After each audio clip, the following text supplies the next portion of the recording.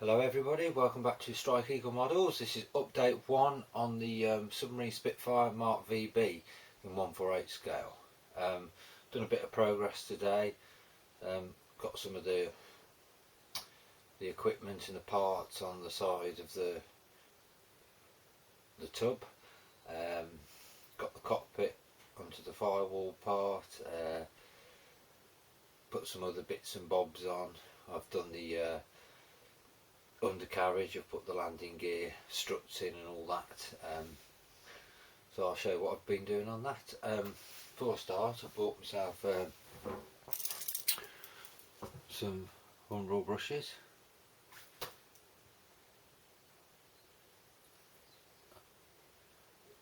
These ones are very good for used for weathering and putting streaks and grime marks on and rust and oil marks and all sorts. So I've got those over the post. And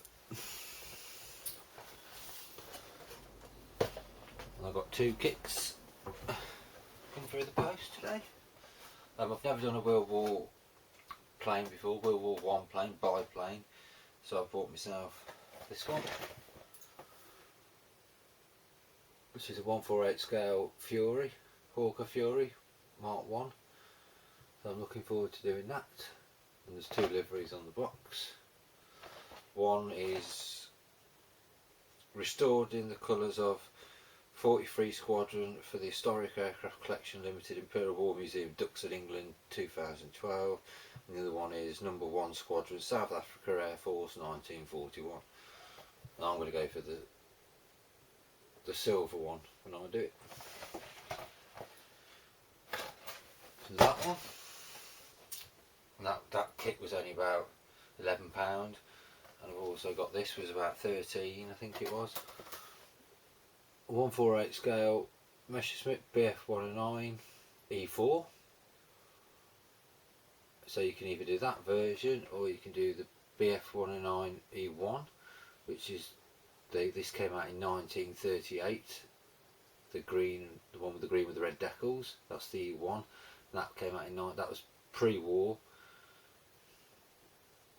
So I've already done one of those. I did an Edward one in 132 scale, but I think I might do the one with the yellow, the E4. I think I'm going to do that. I've got one more kit coming. It's a Revell of Germany Sopwith Camel, 128 scale. Frankie Day did that kit and inspired me to build that, and there's been a few members on Facebook and YouTube are doing World War 1 biplanes, and I haven't done one of those since I was about 13, so I thought I'd give one of them a whirl. Right then, without further ado, we'll move on to my progress for this evening. Oh, right.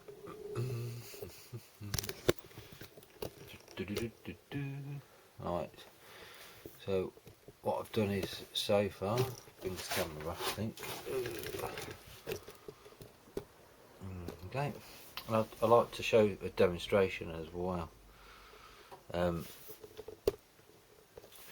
When you put a black base coat on a colour, it actually changes the colour of the paint, and so does the if you put a varnish on, that changes the shade of the paint slightly as well. Right, and what I'd like to show you is this. That is cockpit green. That is, tell me a cockpit green. Right, and then this is the same colour,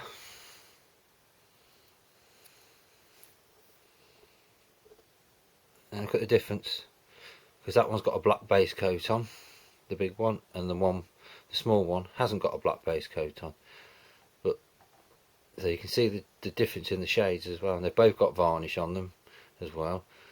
Because what you can do is when you've got your black base coat on, you can put more paint in one area than in the other, so it gives it like paint tonal variations. But that is the difference. You can see there, one without the black base coat and the one with. And And I do recommend, if you're using a black base coat, don't put it on silver or aluminium parts, because it will turn it into an iron colour, so it won't look silver or aluminium anymore. So that's a tip. That's one of the mistakes I've made in the past. Onto these are the wings, which have been I've put one coat of aluminium on and put a coat of Humbrol clear on. I'm going to put an oil grease wash on the inside of there. There's the nose cone. I've done that. I'm going to put some dry brush chipping on that. And there's the prop. I'm going to put a dry brush chip on that also. I find if you put the silver paint on the prop or something like that and then try to scratch it off, it doesn't seem to look right to me. But I think maybe it's just that I've got the knack with a brush doing the chipping, I don't know. But I always do the chipping on the aircraft itself, like on the panel lines and things like that, and the walkways. I always do scratch chipping for that. But when it comes to me props and things like that, and chipping in the cockpit area, I always use a dry brush. Right, so all these need chipping at the moment. Obviously that's got a black base coat on, and then I put cockpit green on, and then I'm going to put some chipping on afterwards. And here we have the inside of the cockpit tub.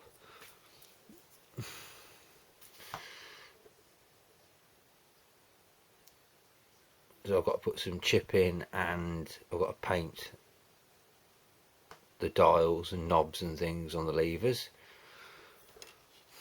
And here's the other one with the oxygen tanks on there.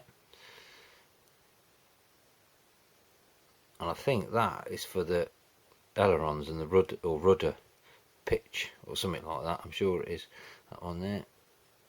I'm going to do that yellow on the top. Got the front firewall there. That just needs some chipping on it. That's what you can see with the black base coat. You can see where it's darker in places than others and cast shadows around the inside, the nooks and crannies. That's what the black base coat does. And I've got this together as well. The leather seat on this one's black on the VB. The one on the Mark 1 is brown.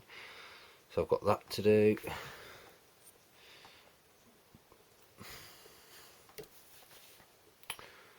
And there's the for the rudder pedals there.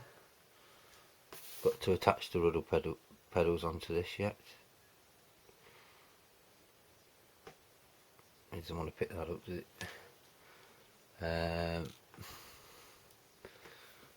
That goes to the.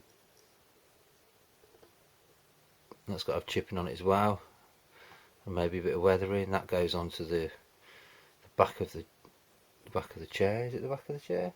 Yeah, it goes on the back of the pilot's chair. And I've got to detail this up in a minute. Get all that done. That's what I'm going to do when I finish this video. And there's your black base coat and then cockpit green over the top. I've got to cut the door out yet. I've already painted up the door part. I've got that to do. And obviously I've done all the radiator cooler parts, and I've done the landing gear silver. I've put these together. Right. So that's there it is. There's the door there. It's got the crowbar on there, so I've got to paint that red for the crowbar. I've done the exhaust. I'm going to put an oil and grease wash on those. I've done the inside of the wheels, I've done the landing gear, legs, so I'm going to start making some progress on those boys. Right, let's turn this camera around.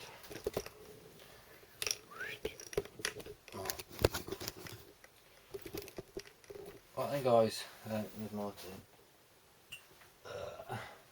Thank you very much for watching. Yeah, so that is that, I think. Yeah. When I get my 128 scale soft with camel, I'll give you a show of that. Should be in the next couple of days. And that's about it. I want to get cracking on with this. See if oh, I didn't show you this part, did I? Obviously I've done that as well.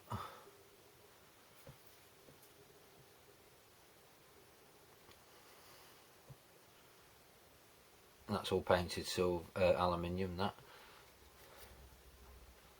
And there's inside those legs there. There you go. But I've got a problem with the other one. I bloody cut the thing off by mistake, thinking it was a burr when I was taking it off the sprue. So I'm going to have to do something with that. What I'm going to do, I don't know. Right then guys. Oh, and I've got the clear part in as well, there. Yeah. Right then guys, thank you very much for watching update 1 on the Airfix Submarine Spitfire Mark VB 148 scale. I'll see you on my next update. See you.